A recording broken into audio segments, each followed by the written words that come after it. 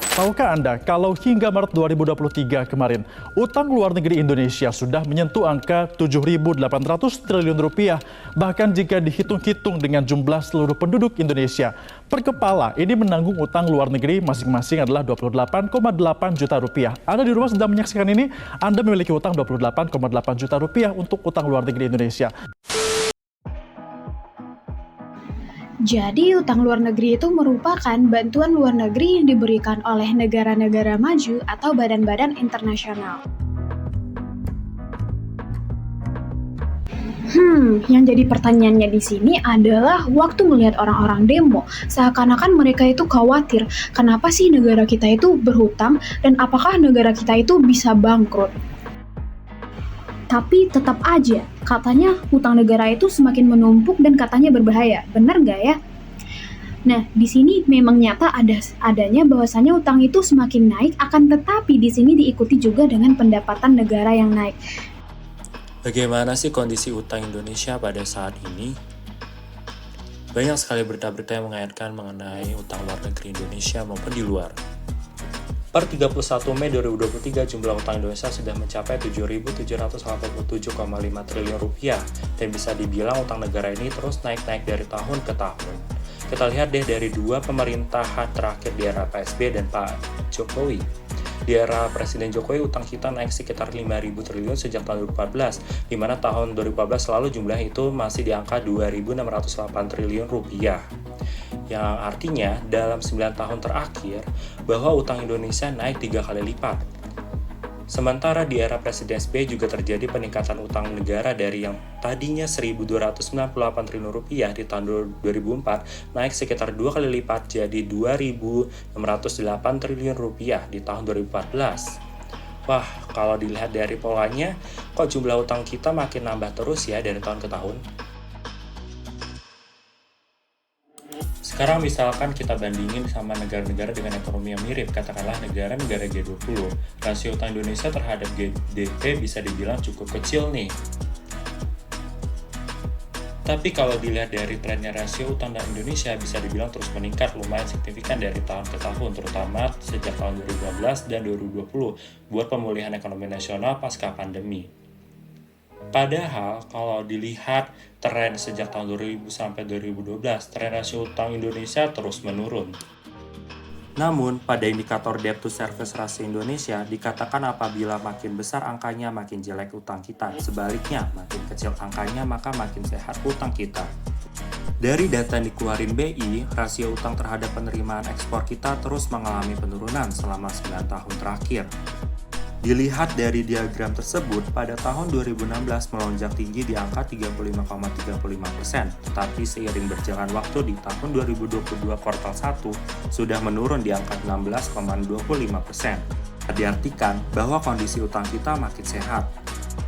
Teman-teman tahu nggak kenapa makin sehat? Itu semua karena pemerintah menurunkan tingkat utang luar negeri dengan memperbanyak pinjaman dalam negeri, yaitu melalui memperjualbelikan SBN.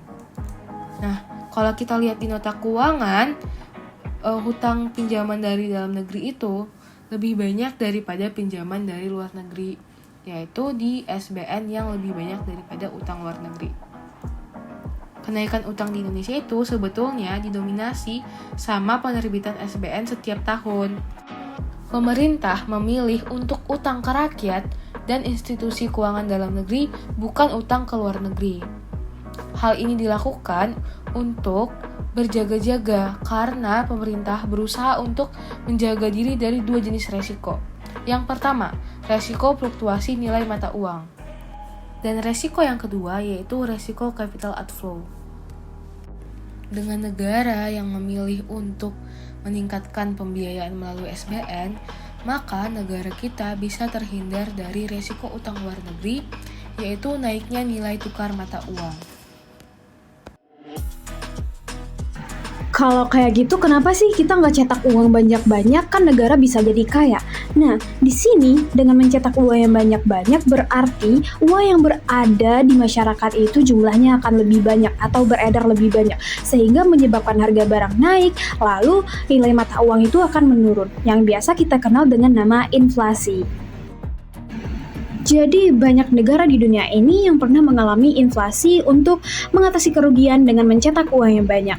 Contohnya saja adalah negara Jerman, yang mana Jerman ini harus membayar kerugian atas Perang Dunia II yang telah mereka lakukan, yang mana uang ini tidak berharga bahkan digunakan sebagai untuk pembakaran atau digunakan sebagai hiasan dinding. Selain itu, di sini juga ada negara Zimbabwe yang pada saat itu jika membeli telur membutuhkan uang ratusan dolar Zimbabwe. Walaupun utang negara itu kelihatan menakutkan, tapi sebenarnya utang negara nggak seburuk itu kok, karena ternyata utang negara ini tuh meningkatkan stimulus perekonomian. Kita jadi bisa bangun tol, bangun bandara, bangun rumah sakit, dan lain sebagainya, sehingga perekonomian negara akan tetap berjalan dan berputar sehingga semua orang dapat melakukan konsumsi. Tapi di sini jangan salah ya, meskipun utang negara itu kelihatannya itu bagus, tapi di sini ada negara yang mengalami kebangkrutan yaitu Yunani. Kondisi kalau suatu negara nggak mampu atau nggak mau membayar utangnya itu sebutannya sovereign default. Situasinya bisa beraneka macam sih. Ada yang gagal bayar bunganya, ada yang gagal bayar pokok utangnya, atau ada juga yang sekedar menunda dulu, minta waktu tambahan. Please, mohon pengertiannya. Kasus bersejarah saat negara gagal bayar utang adalah Yunani, 30 Juni 2015. Negara itu gagal membayar jatuh tempo utangnya sebesar 1,73 miliar US dollar ke IMF. Berbagai surat kabar di dunia menyebutkan peristiwa itu adalah first developed country to default on IMF.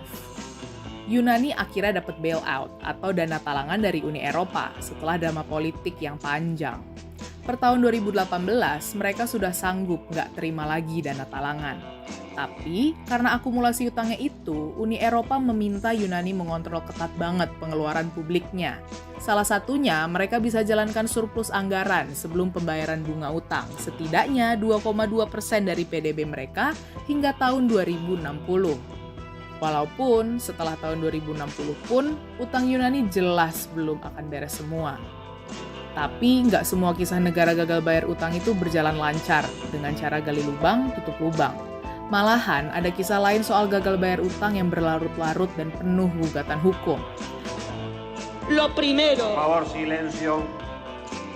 Pada akhir tahun 2001, Argentina gagal membayar pinjaman sebesar 132 miliar dolar selama depresi yang menghancurkan. Karena nggak sanggup bayar, Argentina merestrukturisasi utangnya dalam 2 paket putaran negosiasi pada tahun 2005 dan 2010. Paket itu mendiskon obligasi utang, tapi dengan mekanisme untuk pembayaran lebih banyak ketika ekonomi negara nanti sudah pulih. Sebagian besar pemegang obligasi, 93%-nya, deal. Tapi ada sebagian kecil yang menolak. Mereka yang menolak membuat utang tidak berhasil direstrukturisasi. Soalnya, beberapa dari mereka itu banyak yang sudah membeli vulture fund atau obligasi-obligasi utang tertekan selama krisis. Prinsip cari untung saat suatu negara tertekan krisis. Untuk mengamankan kepentingan, para pengelola investasi global atau hedge funds mengajukan gugatan di pengadilan New York soal utang Argentina itu. Mereka ini dinamakan holdout creditors. Berusaha melitigasi pembayaran penuh dan kalau bisa menyita aset yang dimiliki Argentina di luar negeri. 15 tahun kemudian, para holdout creditors itu dapat cuan besar karena menang di pengadilan. Argentina mesti menyelesaikan utang bernilai lebih dari 10 miliar US dollar, berlipat-lipat dari nilai nominal awal hutang. Malah buntung kan nasib Argentina ini? Emang ribet sih soal perutangan negara itu. Akan ada banyak kondisi kalau suatu negara itu nggak bisa atau nggak mau bayar utang. Negosiasi dan lobi-lobi restrukturisasi utang kadang nggak semuanya berjalan lancar. Sementara, pada saat bersamaan, ekonomi negara gagal bayar utang itu juga mesti mampu bertahan. Dan itu nggak mudah. Mau ngemplang utang pun nggak mudah, kayak si Argentina tadi. Emang bener sih, kayak rentenir, yang nggak akan rela juga saat si pengutang bebas utang dengan mudah cepat. That is a huge business, dude.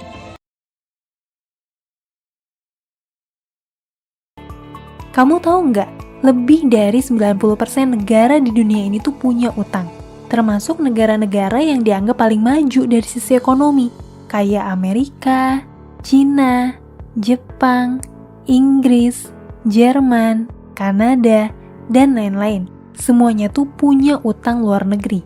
Bahkan nih, negara-negara maju yang tadi aku sebutin itu, termasuk negara yang jumlah utangnya tuh terbesar di dunia. Ada nggak sih negara yang nggak punya utang sama sekali? Ada, tapi jumlahnya tuh dikit banget. Contohnya nih, Brunei, Vatikan, Andorra, dan beberapa negara kecil atau teritori independen lainnya. Itu sebenarnya kenapa sih suatu negara itu berhutang? Jadi hal ini dapat dijawab karena pembangunan ekonomi suatu negara itu membutuhkan ketersediaan sumber daya, baik itu sumber daya tenaga kerjanya, sumber daya alamnya, ataupun sumber daya modalnya. Nah, jadi di sini sumber daya modal suatu negara itu terkadang memiliki keterbatasan, sehingga mengharuskan negara-negara itu untuk mendatangkan modal dari luar negaranya sendiri. Lalu bagaimana dengan prinsip dasar peminjaman utang luar negeri itu sendiri? Bahwasannya pinjaman yang diterima itu adalah harus dalam jangka panjang, yang mana syaratnya itu telah ditentukan, akan tetapi syaratnya itu dapat dipenuhi secara normal. Lalu yang kedua, bahwasannya pinjaman yang diterima itu tidak disertai dengan ikatan apapun, baik itu ikatan politik ataupun dengan ikatan yang mengatakan bahwa saling menguntungkan secara wajar. Lalu jumlah dan syarat pinjaman itu disesuaikan dengan batas kemampuan negara tersebut akan membayarkan kembali utangnya. Lalu yang terakhir, bahwasannya sumber dana pinjaman itu harus dilakukan diversifikasi dalam bentuk apapun.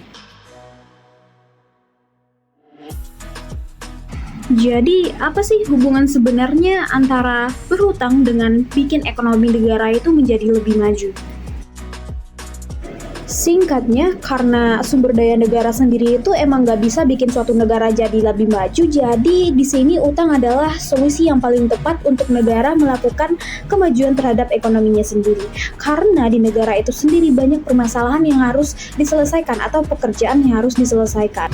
Tapi di sini tenaga kerja dan uangnya terbatas. Nah, jadi di sini utanglah yang akan dapat mampu mengembangkan kapasitas tenaga kerja serta mengembangkan atau menambah aset suatu negara sehingga pekerjaan menjadi selesai.